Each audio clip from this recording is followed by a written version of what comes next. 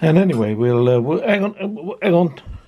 Excuse me, mate. Urgent job coming in. Urgent job of the highest priority. Please do not do any other work other than this. What the fuck am I supposed to do with that? Mate, this is an antique. I'm entrusting you to look after this. I'm entrusting you to make this into something worth looking at. It's got to be painted lilac, and the numbers are going to be picked out in a colour that we don't yet know.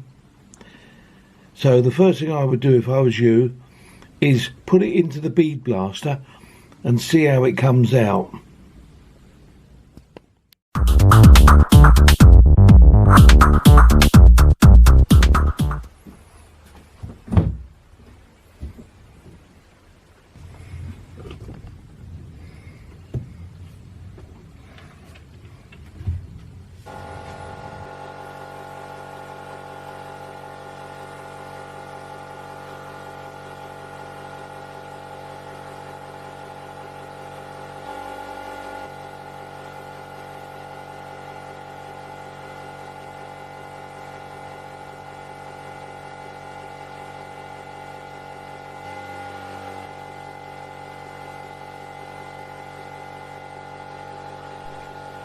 Halfway through, look at the difference. Look at how that paint has been sticking to that big thick dollops of it.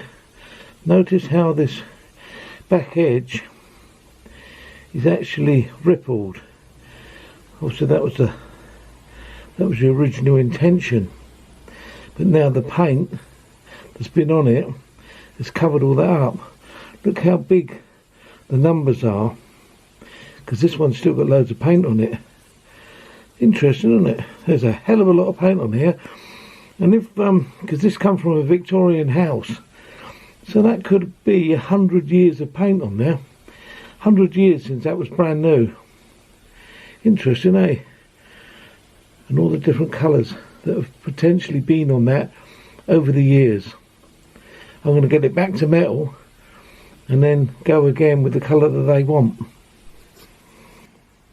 The more paint comes off, the more you can see, until in the end, now all the paint is off the 8, all the paint is off the background underneath the 8, and you can see what the original layout of the number was compared to how it's ended up today. So halfway there, let's see what happens next. So there it is, all the bead blasting, grinding, polishing, playing is finished, and we've now got what is essentially a textured background, a raised border and raised numbers. So now we need to find out what the people that own it want it to be done up as, and then we should paint it as per instructions. There was loads of little tiny bits of what I can assume was probably red oxide. Now I'm going to give it an etch primer so that it doesn't go rusty, and then we're ready for the colour. Now with a coat of etch primer on it, we can let that go off, and ready for the paint. Then the first coat of colour, we're going to give it 2 or 3 coats. I still want to maintain the surface underneath the number. I want you to be able to see that surface, because I think that's part of the design. So a couple more coats, and then we've got to pick out the number and the border in gold. So here we are then. We're going to do a little bit of the border. This reminds me when I painted that painting of that miserable bird. What was it called? Something, I can't remember now. So I'm going to get this paint, gold, And we're going to have a little play to see if we can make it look any good. What was that painting called by that bloke? That miserable bird. Can't remember her name now. Mona Lisa, that's it. Miserable Lisa. Right, so here's the gold. And we're just going to apply it just with a brush, just to see what it looks like. Because it might look complete bollocks. It might want several coats.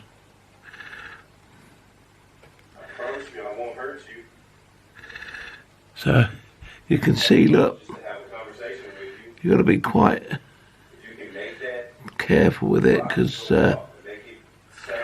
we've got to be able to have a nice line.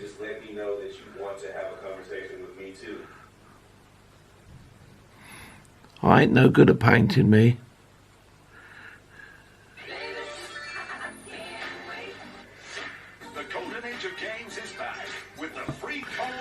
So that's the start of it.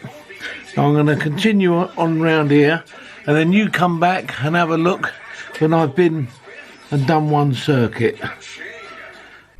So after a little bit of painting with gold, if you can see, the gold will not take to the blue. Absolutely, it just keeps running off. It's horrendous. So unbelievably, there's only one way forward, and that way is back into the bead blaster to be bead blasted back to metal.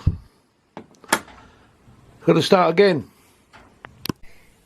Completely stripped back to bare metal.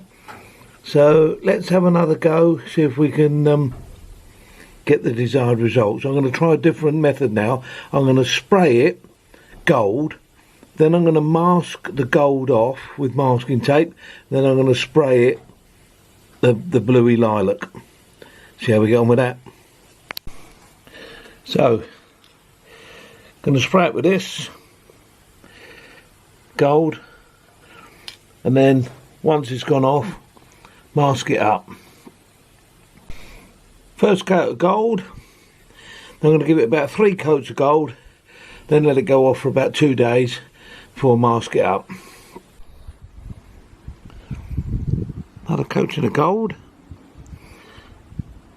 looking nice. Now let's try the blue. And then when you're finished, the badge number looks like this. So all I've got to do now is give it to them. So now is the time to present them with their badge number, and that's what it looked like, and that's what they're going to see when they come pick it up.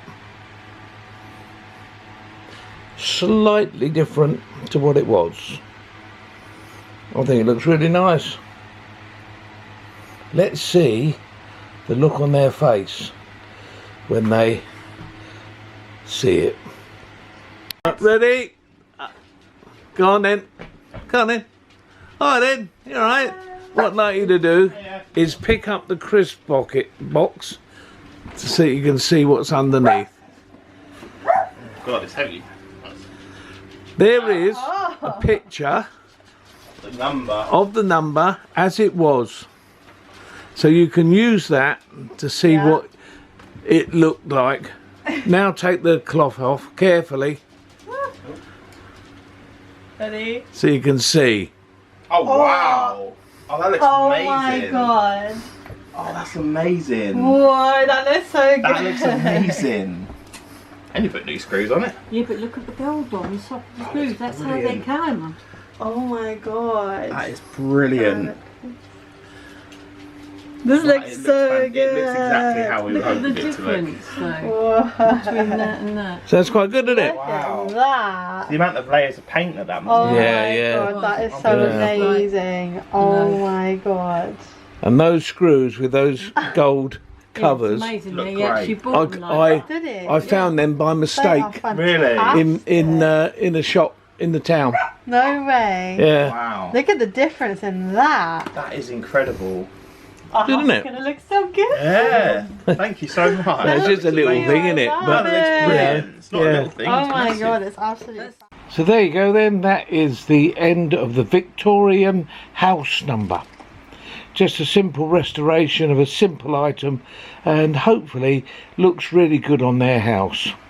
Totally enjoyed doing that, and yeah, fantastic. See you soon. Bye.